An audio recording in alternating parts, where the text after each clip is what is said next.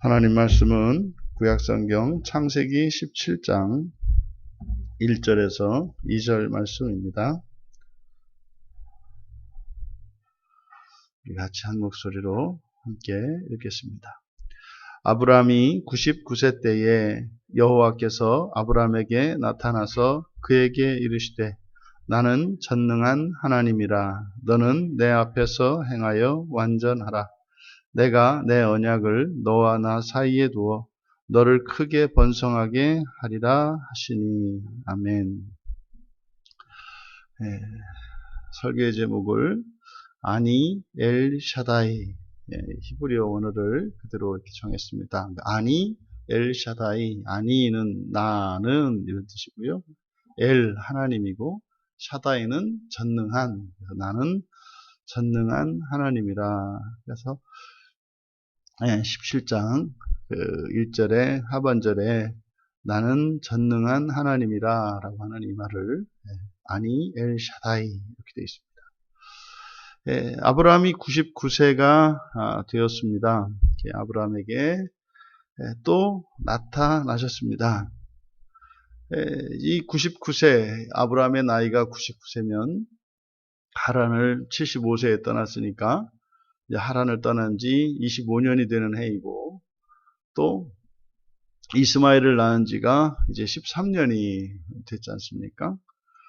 그 기간, 이렇게 이제 이스마엘을 낳고 13년이 지난 이 시점에 아브라함이 99세 되었을 때 여호와께서 나타나셨다. 그러면 이제 그 13년의 그 기간, 진술되지 않은 13년의 기간은 성숙의 기간이라고 할 수 있겠죠. 이제 하나님께서 항상 우리를 인도하시는 방법이 은혜를 주십니다. 그리고 새로운 지평을 열어주시죠. 새로운 지평을 넓혀주시고, 그리고 이제 그 땅을 스스로 개척해 나가도록 그래서 성숙의 기간을 갖게 하십니다. 그래서 이 성숙의 기간이 맞춰지면 이제 하나님께서 나타나시죠. 그때는 사실 새로운 기회와 또 시험이 이제 오는 순간입니다. 그래서 이제 지평을 더 넓히거나 아니면 거기에서 이제 축소되거나, 그러니까 이제 하늘을 향해서 오르든지 아니면 내려오든지 이런 기간입니다.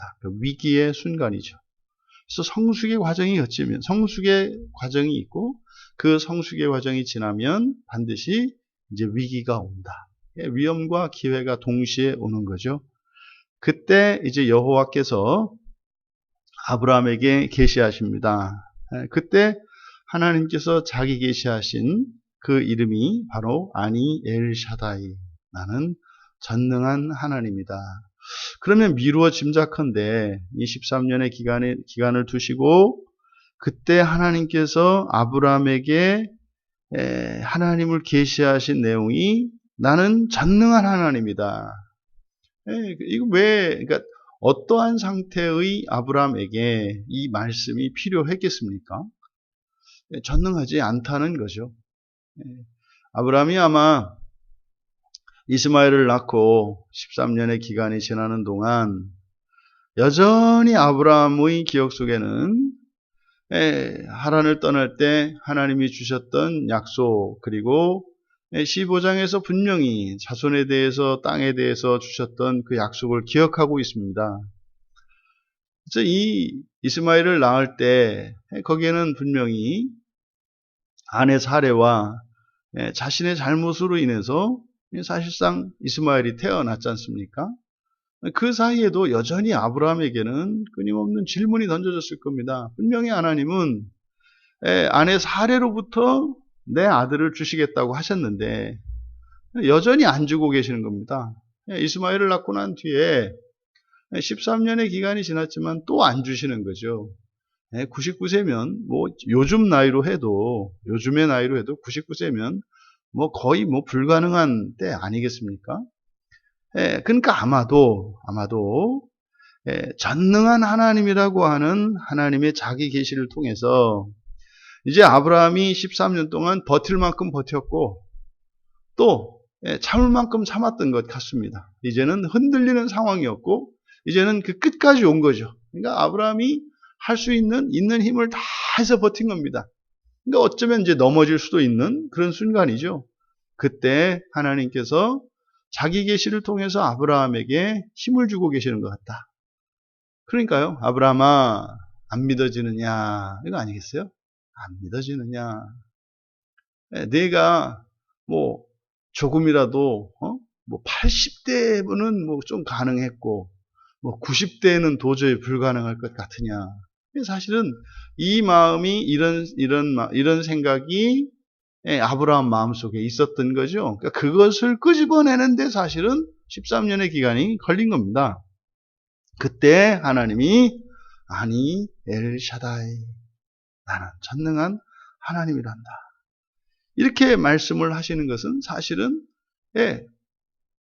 아브라함을 격려해 주시고 위로해 주시며 용기를 주시는 말씀인 거죠. 그리고 나서 이제 하나님의 명령이 주어지십니다.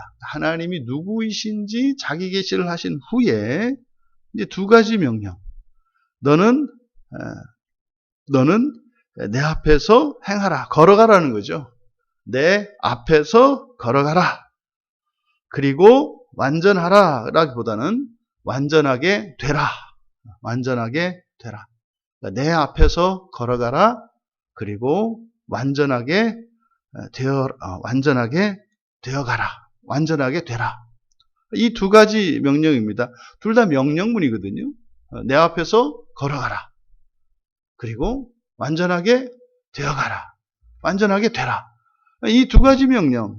근데 이 명령 앞에 주셨던 자기 계시가 나는 전능한 하나님이다. 그럼 전능한 하나님이시니 앞에서 걸어갈 수 있게 하시겠네요. 또 전능하신 하나님이 완전하게 되라고 말씀하셨을 때는 사실은 그렇게 해주시겠다는 약속인 거죠.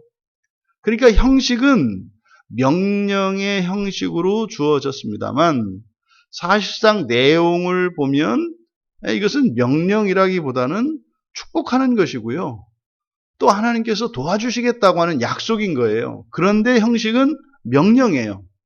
그러면 다른 길도 없습니다. 여호와의 말씀대로 해야죠. 여호와 앞에서 걸어가는 거죠. 그러면은 완전하게 되겠죠. 가면 되는 겁니다. 그러니까 이것은 사실은 명령의 형식을 취하고 있지만 이것은 아브라함에게는 축복의 기회인 거죠. 그러니까 이런 것이야 뭐 누가 순종하지 않겠습니까? 이거는 오히려 하나님께서 주시겠다고 하는 약속과 같은 것인데, 그런데 이어서 2절의 내용을 보면 내가 내 언약을 나와 너 사이에 두어 너를 크게 번성하게 하겠다. 2절에 있는 내용은 여호와의 명령을 준행했을 때 순종한 것에 대한 보상의 약속입니다. 그러니까 지금 하나님이 아브라함을 대하는 방식을 보면 명령하는 것 같지만 사실은 명령이 아니라 복을 주시는, 그리고 새로운 기회를 주시는 말씀인데, 형식은 명령의 형식을 취해서 내가 좋다면 당연히 해야 될 일을 하는데도 마치 순종을 했으니까 그거에 대한 보상으로 주겠다. 그러니까요, 2중 3중으로 지금 아브라함에게 복을 주시고 새로운 기회를 열어주시는 것을 우리가 알 수 있습니다. 사실은 성경에서 우리에게 요구하시는 모든 명령이 이런 내용인 거거든요. 우리에게 명령하시는 모든 명령은 정말 예수 그리스도 밖에 있다면 이거는 가질 수 없는 아주 특별하고 굉장한 축복의 기회인 거거든요. 그런데 그것이 명령의 형식으로 주어지기 때문에 마치 그것이 우리의 자유로가 아니라 하나님의 명령에 의해서 강요되어지는 것 같은, 우리 사람이라는 게 그렇습니다. 나를 위해서 아무리 좋은 것이어도 내가 스스로 알아서 자발적으로 하지 않고 누군가에 의해서 강요되어질 때는 왠지 마음이 불편해지는 것이 자유의지를 가지고 있는 사람의 속성이에요. 우리가 죄가 없더라면 우리에게 선한 일이고 우리에게 유익이 되는 일이라면 누군가에게 그런 일을 시키면은 기뻐하고 좋아할 일 아닙니까? 근데 우리 안에서 죄가 작동하면 시키는 그것 때문에 명령을 하고 내가 명령을 받아야 되는 이 처지가 불쾌하게 하는 이런 일이 일어나죠. 하나님이 지금 아브라함을 대하는 방식, 이것은 오늘날을 살고 있는 우리 그리스도인에게도 동일한 말씀입니다. 하나님께서 우리더러 사랑하라고 하세요.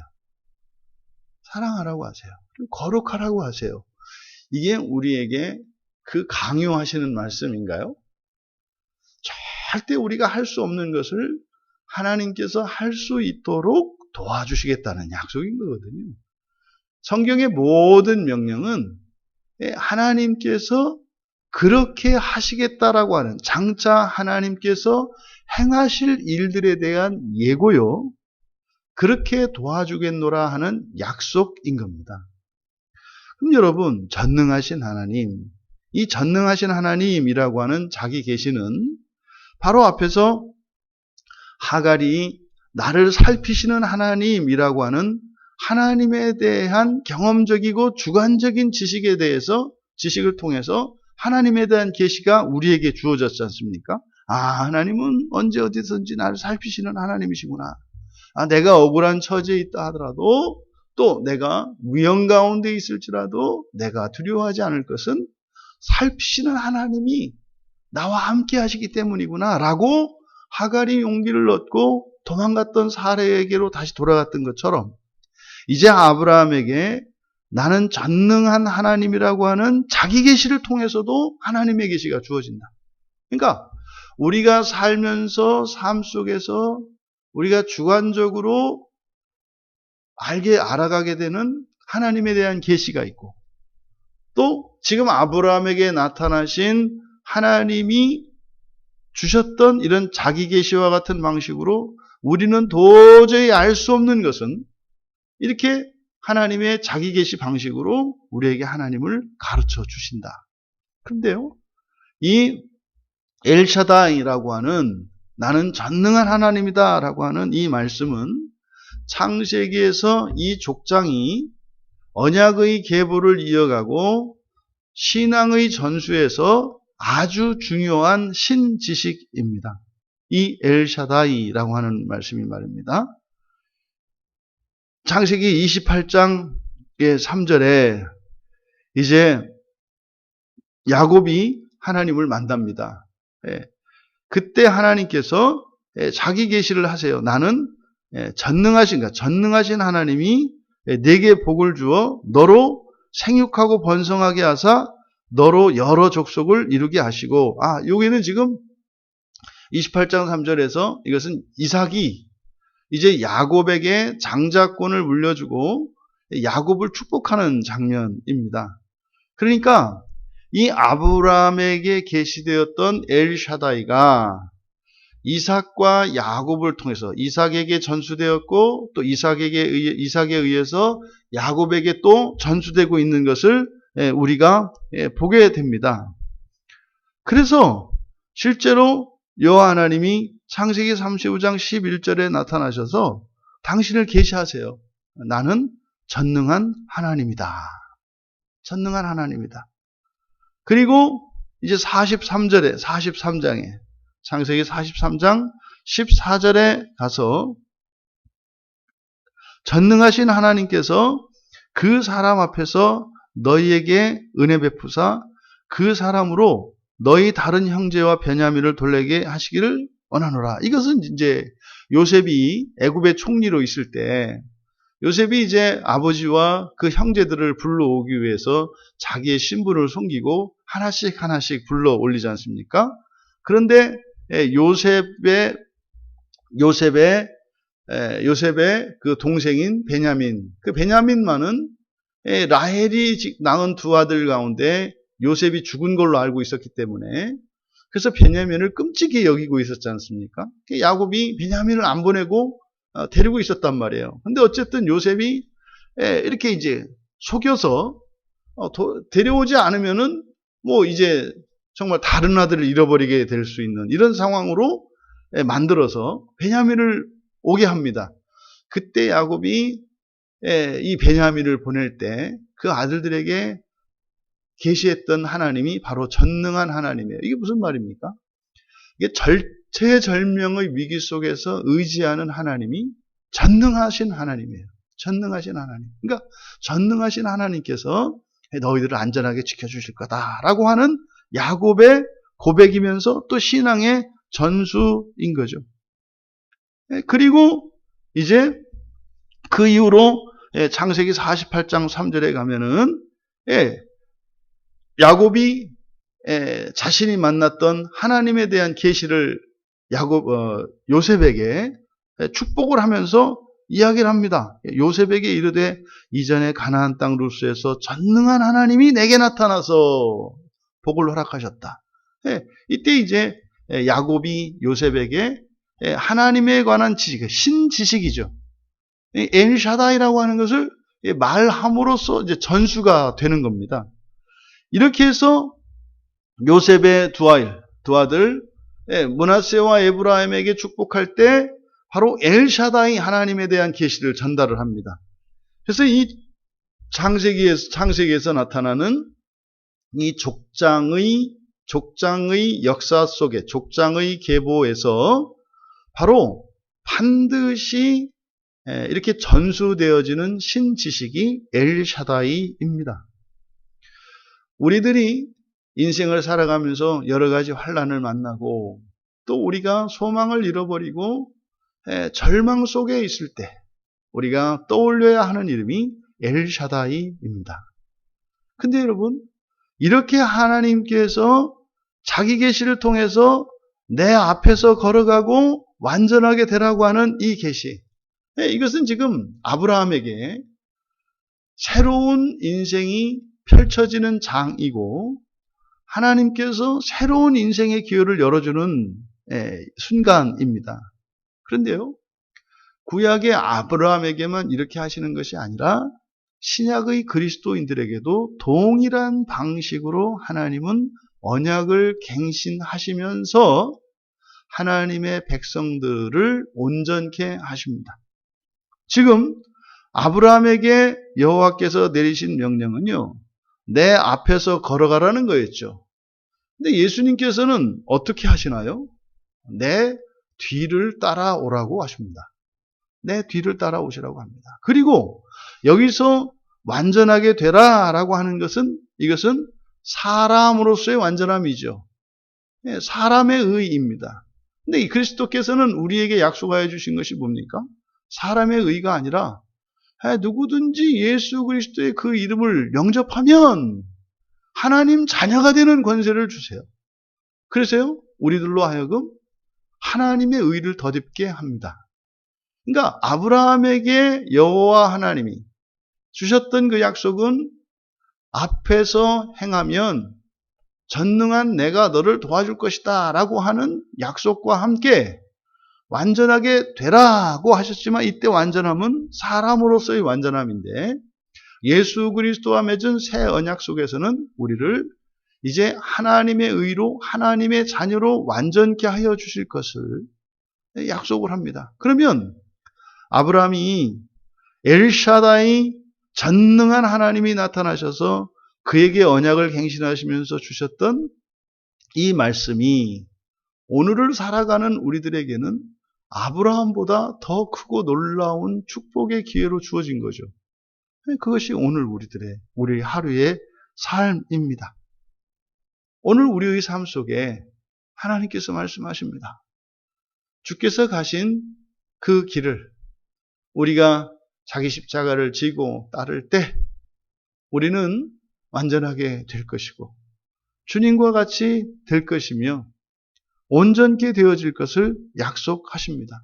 그래서요, 언약을 세워서 너를 크게 번성하게 하겠다 하셨지만 우리에게는요, 새 언약을 통해서 우리에게 약속하신 것은 하나님 나라입니다.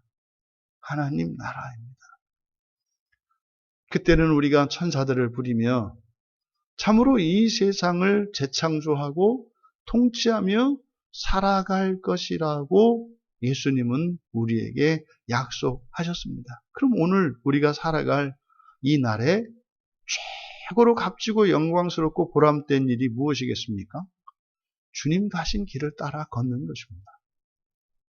주님 가신 길을 따라 걷는 것입니다. 그래서요, 오늘 하루 살아가실 때 매 순간순간마다 주님이었으면 하셨을 일들과 주님이었으면 하셨을 생각들을 하면서 하루하루를 지나갈 때 참으로 우리를 하나님의 자녀로 온전케 하시는 그 하나님의 구원의 일들이 일어나고 있다는 사실을 늘 기억하시고 감당할 수 없는 그 하나님께서 주신 새로운 기회와 축복의 언약의 복을 누리시는 우리 모두 되시기를 주님의 이름으로 축원합니다.